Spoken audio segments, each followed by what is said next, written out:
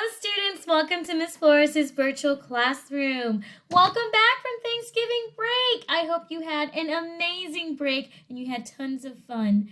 Now, it is time for me to do an interactive read aloud with you. Today is Monday, November 30th. Happy Monday. Today I'm going to be reading All for Me and None for You. Written by Helen Lester, illustrated by Lynn Munsinger. You might remember before we left for break that we read some Helen Lester books already. We read Listen, Buddy, we read Hooray for Wadney Wat, and we read Princess Penelope's Ferret. Today we're reading All for Me. And like many of Helen Lester's books, this is an animal fantasy. In this book, there is going to be talking pigs and other animals. We know this is a fantasy, a fiction story, because animals cannot talk, and these animals are dressed like humans. You can see them wearing sweaters. So let's go ahead and talk a little bit more about what we see in the front of this book.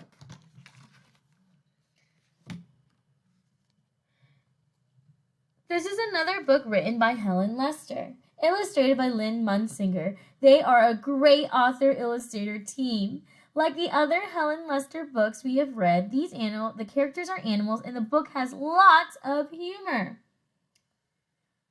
What do you notice about this front cover? Who do you think our main character is going to be? He's going to be this piggy right here in the middle in the pink sweater. He has a giant G on his sweater because his name is Gruntley. Our main character's name is Gruntley the Hog. He is greedy and wants to keep everything for himself. Look at the other animals and how they look at him. How do you think this makes the other animals feel when he treats them this way? You might say that you don't think they like him very much, and you might say that you don't think they like being treated this way at all. In this book, Helen Lester writes about an animal treasure hunt. All these animals are going on a treasure hunt together. What do you think Gruntley will find? What do you think he's going to find on his treasure hunt? Or you might take a closer look at the cover and say, what is that in that bag that he's holding? Is that going to be part of our treasure hunt? Or what kind of treasure do you think he might find? Go ahead and make some predictions. Stick those predictions in your brain, and then let's see if you're right later on in our story. All for Me and None for All. Written by Helen Lester. Illustrated by Lynn Munsinger. Gruntley was a ball hog. Not only did he refuse to share his toys with Hampshire and Berkshire, but he helped themselves to theirs.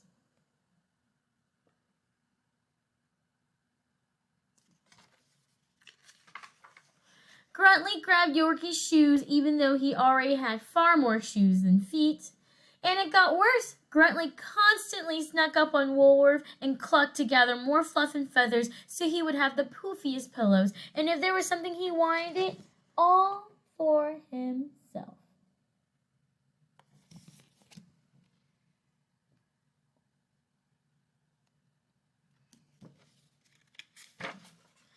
What a hog, snorted Hampshire, Berkshire, and Yorkie. He bestows a new meaning upon the word, wise Woolworth said wisely.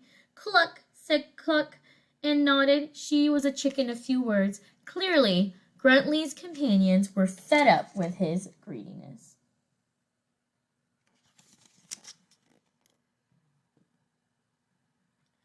The animals looked unhappy with Gruntley. Would you feel the same way they did if you were them? I think I would definitely feel the same way they do. I would be upset if someone was always taking my balls and always being so greedy and taking everything there is. I would be upset too. One day, as Gruntley was skipping along, wolfing someone else's donut and collecting illegal flowers, he came upon a sign. The Parks Department invites you to a treasure hunt on Saturday. Oh, yes, exclaimed Gruntley. A treasure all for me. Gold up to my belly, silver to my snout, diamonds to my pointy ears, and that is what it's all about. Hey, there he is. And look, the little sign says, do not pick the flowers, and he picked them anyways. And there he is reading the sign about the treasure hunt. And he's imagining all that treasure that he's going to find. When Saturday came, Gruntley was ready for action. The park ranger explained the rules of the treasure hunt to the eager hunters. You will have 3 clues. I'll give you the first clue. If you follow that and the other clues, you'll find a treasure. Ooh, said Hampshire, Berkshire, and Yorkie. A stupendously superb opportunity, observed wise Woolworth. Cluck, agreed Cluck. And over at the starting line, yes, hissed Gruntley. I'm going to be number 1 and get all the treasure. All for me and none for all.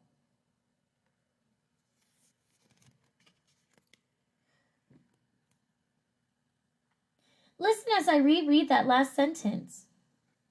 All for me and none for all. What do you notice about the words that Helen Lester chooses?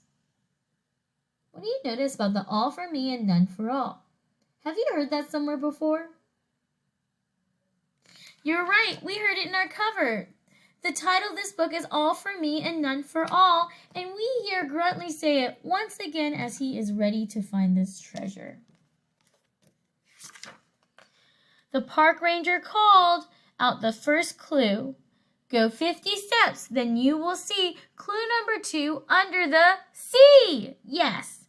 Gruntley was in such a hurry to be in the lead, he didn't bother to hear the end of the clue. As the other huffed off to look under the tree, Gruntley was racing towards the sea.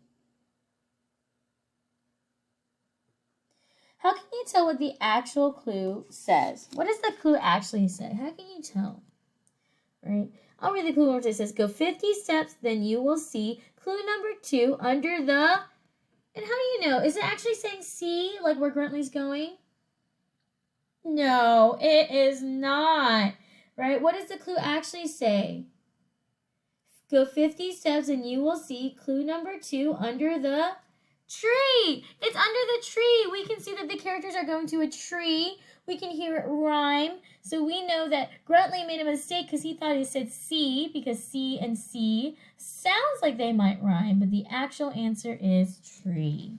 Right? Just like when we read Hooray for Wad Me Wabbit, or Rat Wat, we knew that Camille Capybara, she was hearing things wrong, right? And Gruntley is so excited, just like Buddy and Listen Buddy, he's not paying attention. Gruntley did not get far. Gruntley got wet, so he slogged back, and as he passed the tree, the second clue, which the other hunters had left behind, blew right into his hand. And now he's reading the second clue. Clue number 2, to find the next clue and make your heart sing, go to the playground and look under the... Again, Greedy Gruntley was so excited to be number 1, he skipped the last word. I've got it, he snorted. Wing, look under the wing.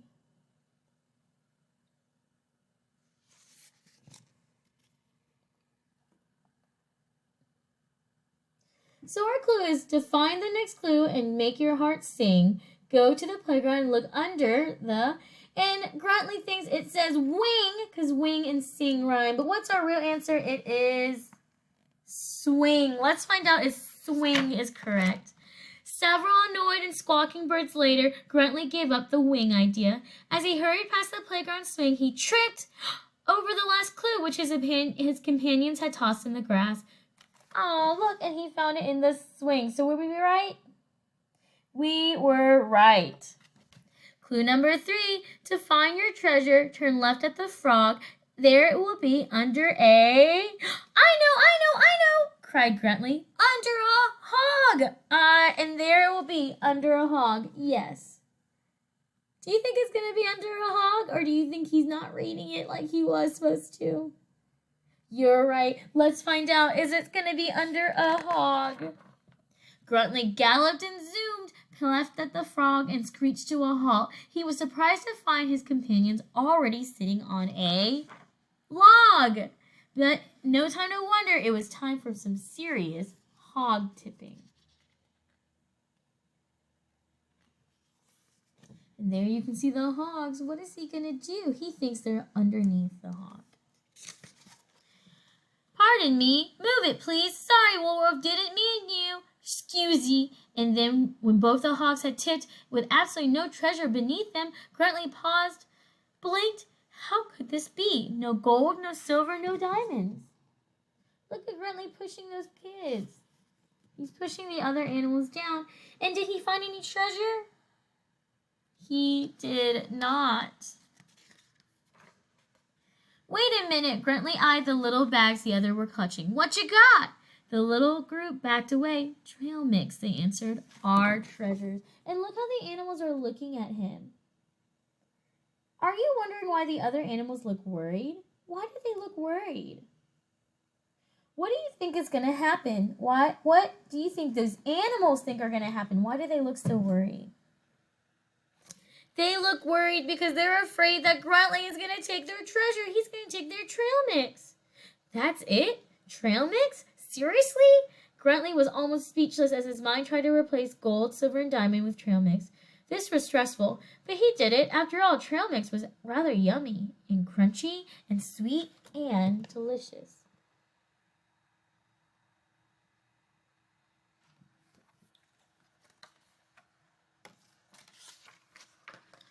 I don't suppose there might be some left for me? All for me? Gruntly's fellow hunters, fearing that he might grab at any moment, gripped their bags so tightly they crackled. Then Cluck, the chicken, in a few words, strutted forward. She looked Gruntly in the eye and said, Cluck. Look, wondered Gruntly. Look where? Cluck pointed her ruffled wing under the log. Cluck. There? Asked Gruntly. And then Cluck got down on her knee, or whatever chickens get down on, and pointed way low with her beak. Cluck, cluck, cluck, cluck, cluck. Cluck, cluck, cluck, cluck, cluck, cluck. Under the log. What is Cluck doing? That's right, Cluck is helping Gruntly. Cluck is helping Gruntly find his treasure. Isn't it funny that Gruntly understands what Cluck is saying? Even though she's not saying words, does he understand what Cluck is saying? Yes, and that is pretty funny. Ooh, now Gruntly got it without even waiting as Cluck clucked. You betcha! Clucky, cluck, cluck, cluck. Gruntly looked under the log and grabbed his treasure, his very own treasure. He was about to dig in, but wait! The others had saved it. No one had touched it, or taken it, or snatched it, or grabbed it, or tried to nibble, or gobble, or hogged it.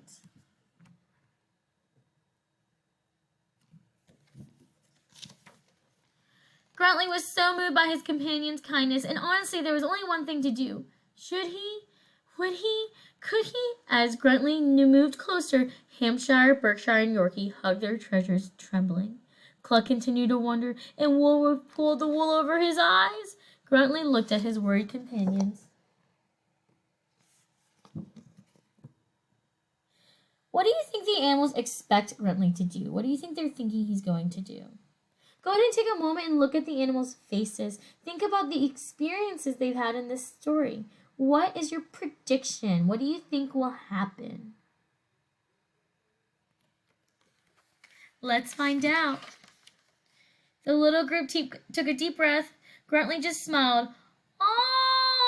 Almost all for me, but some for all. And Gruntly shared.